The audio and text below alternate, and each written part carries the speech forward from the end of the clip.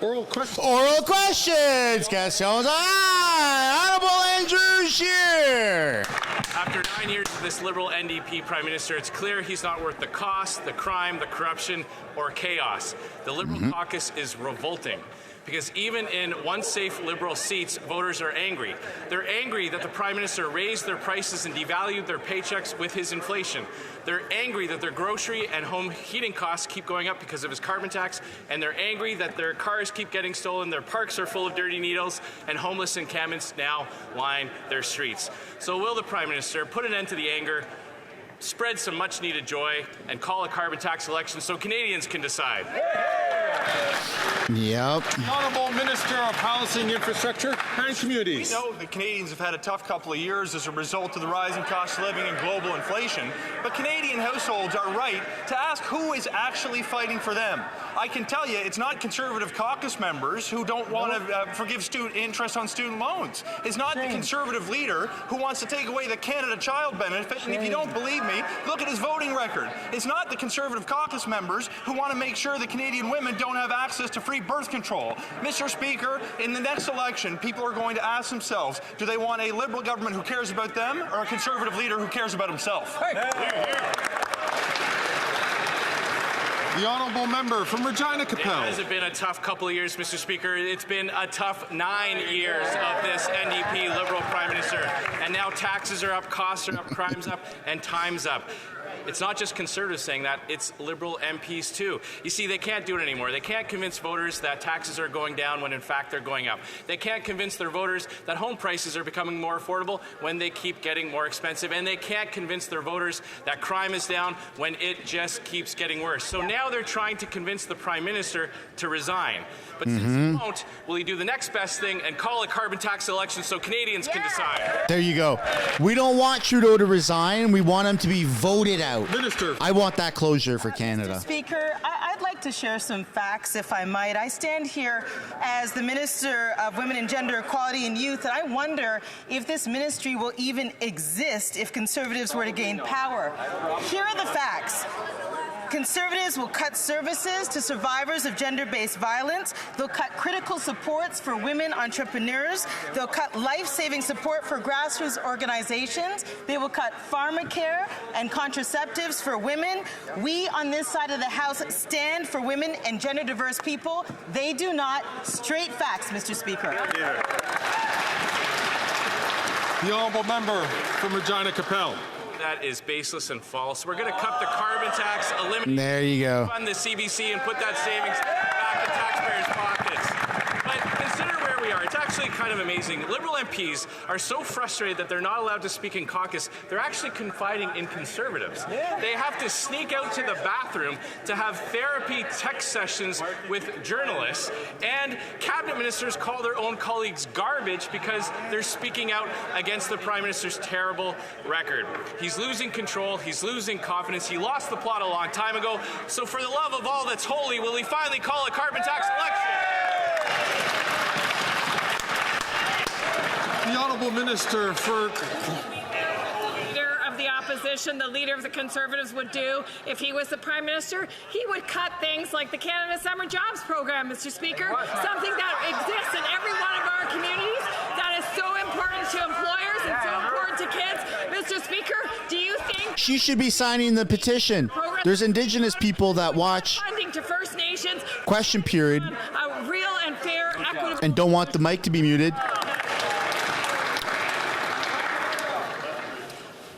Peut-être on devrait juste prendre une petite pause. Perhaps we'll take just a quick second so that people can reflect on the... Yeah, don't mute the mic, buddy! Take the floor if you have not been... Don't even think about it! That you should not be speaking unless you're recognized by the Speaker. L'honorable The Honourable Member.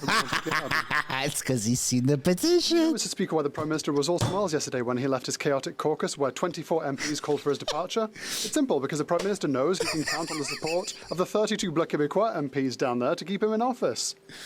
The Bloc supported this Prime Minister despite the fact that he doubled the cost of housing, he inflated the cost of food, he caused a rise in violent crime and created the worst immigration crisis in Canadian history. Oh, that's Will funny. the Prime Minister take a look behind him, hear the message from his backbenchers, and Quebecers and call an election now. The Honourable Minister for Fisheries and Oceans. Thank you, Mr. Speaker. Listen. The sheer hypocrisy of the Conservative Party is eminently clear. She should be signing my petition. It's not remember because there's fishermen out at sea that listen to Question Period that the leader of the that lose their minds, at the time, and it's a risk to their job when the mic is muted. For diabetics. Since then, they've voted against free pharmacare for people living with diabetes. We see the Conservatives are all about doublespeak. That's all they're about. The Honourable Member for Mégantic L'Érable.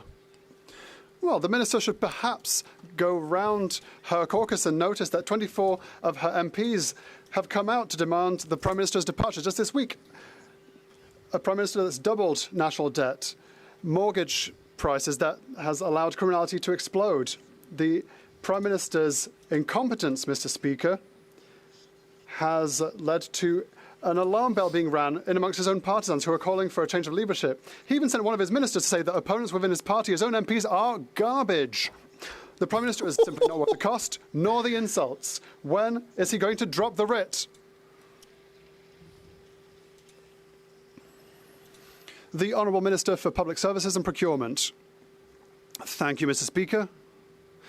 Let's just talk about housing and incompetence. 1, 2, 3. Wow! 6. Who counts to 3 like that? Affordable housing units. That's all the the Conservative leader was able to do when he was housing minister. Who does that? Country.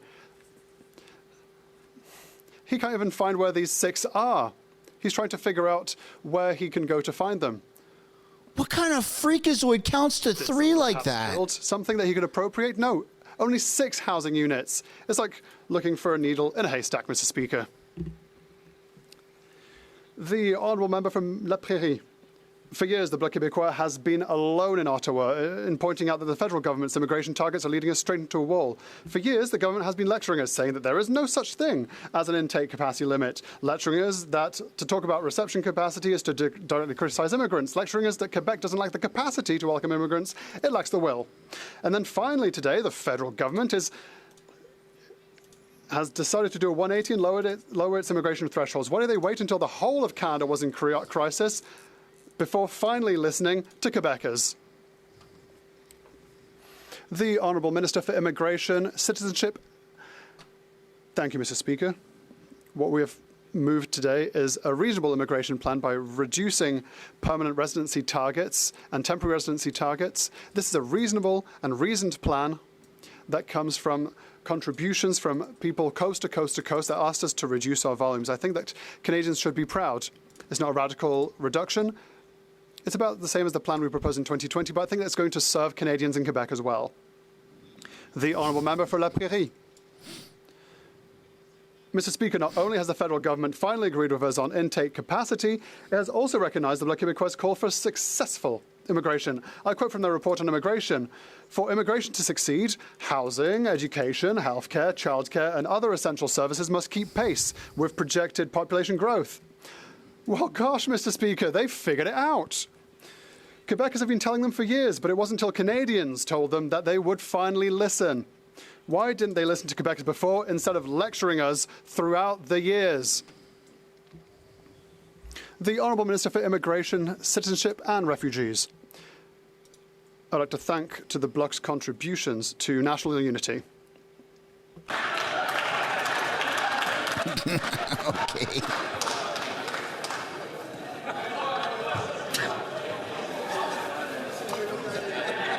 The Honourable Member from Edmonton Strathcona. Mr. Speaker, abortion is health care, but under this Liberal government, so many Canadians still don't have access to reproductive health care. And for those who live outside of larger urban centres, it's almost impossible. You know, the anti-choice Conservatives would only make this worse. The Trump-light leader and his extremist cabinet has voted 5 times against to restrict abortions. And while the Prime Minister talks a good game, he hasn't done enough to ensure that Canadians get the care that they deserve. Why hasn't the government taken access to reproductive health care seriously? Yeah. The Honourable Minister for Women. Men have tampons in the bathroom. I don't know what you're talking about. Thank the member for her advocacy, but the right to an abortion and access to it go hand in hand. And through a $45 million sexual and reproductive health fund, we're addressing that. We're making sure, Mr. Speaker, that Canadians facing obstacles accessing reproductive health care are supported financially, and organizations providing those essential services have capacity funding. While Conservatives MPs try to limit a woman's right to choose, we'll continue to work hard at opening every possible door, Mr. Speaker, to increasing access. The Honourable Member from London Fanshawe. Canadians have heard that Liberal rhetoric before, but the point here is that abortion care and access to it isn't good enough. Women and gender-diverse Canadians are scared. They know that their rights are under attack, and they've seen far-right movements and politicians in Canada emboldened. The Conservatives continue to side with anti-choice movements and believe that Canada is a, quote, lawless state of fetal killing. But we know abortion is health care. Will this Liberal government use the Canada Health Act to make sure that all Canadians have full access to abortion? Canada is a state of fetal killing, Mr. Speaker, and I completely but there's actual murders happening in the streets and they don't care? absolutely essential that every woman in every part of this country has access not only to abortion but to the reproductive tools that she needs to have control and autonomy over her own. Why is he mansplaining? Remarkable progress on that. Signing agreements with every province and every territory, having indicators common on health standards across the country, making sure that for the first time every woman everywhere has access to the contraceptives that she needs. That's what freedom looks like. That's what we're delivering. Hear, hear. I take heavy offense from his mansplaining. Member from Calgary Shepherd. After 9 years of this NDP Liberal government, taxes are up, costs are up, crime is up, time is up, and now even excuses are up. The Prime Minister now admits he destroyed Canada's immigration system and the 150-year immigration consensus. He can't fix what he broke. He can't fix immigration. He can't fix housing or anything else right now because he's fighting his own caucus. So instead of blaming everyone else, including immigrants like myself, will he just admit that he shattered the immigration system and caused lasting damage to Canada's housing market, healthcare, and jobs? The Conservatives are crushing it today. Ship and refugees. Thank you, Monsieur le Président. Look, I was flabbergasted to hear the Leader of the Opposition's answer today, the most immature answer on immigration that I've ever heard. He's late to the game. He's so late to the game on this, he hasn't even come up with a slogan yet. So when he comes up with a slogan, perhaps we'll take the chance to respond. But what we propose is a plan for controlled migration. We're proud of it. It serves Canadians well. The Honourable Member from Calgary Shepherd. Thank you, Speaker.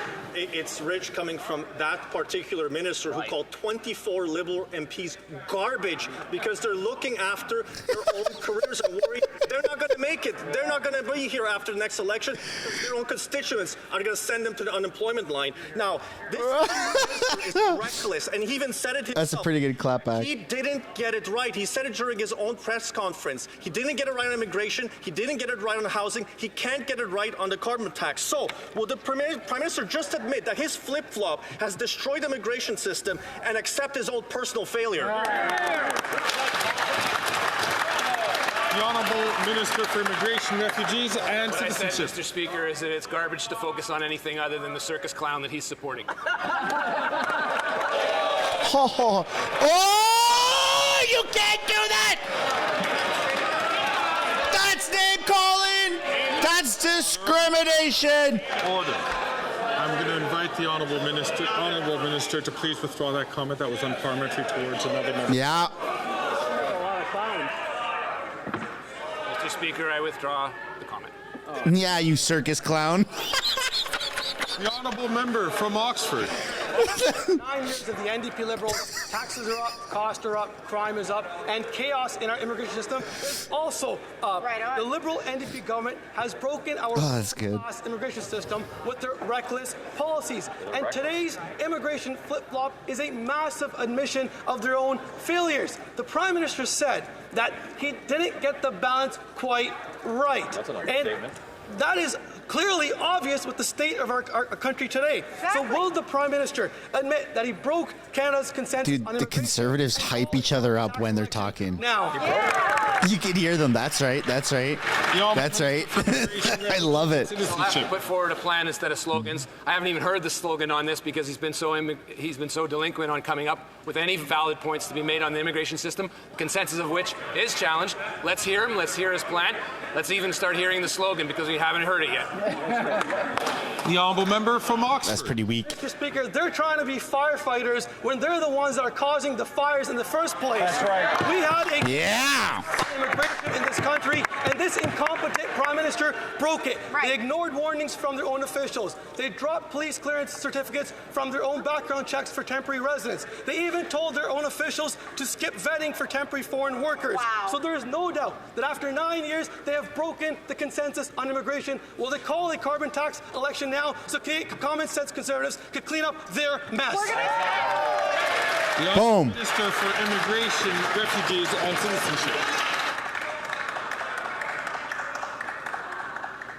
Mr. Speaker, if the member opposite thinks that security certificates from the Modi government are reliable, he needs a little clearance too on top of his leader, who should probably get a better briefing on the national security of this country. Get the clearance, get the briefing, stop being a baby, and be responsible. Stop being a baby. You can't say that either. There he goes.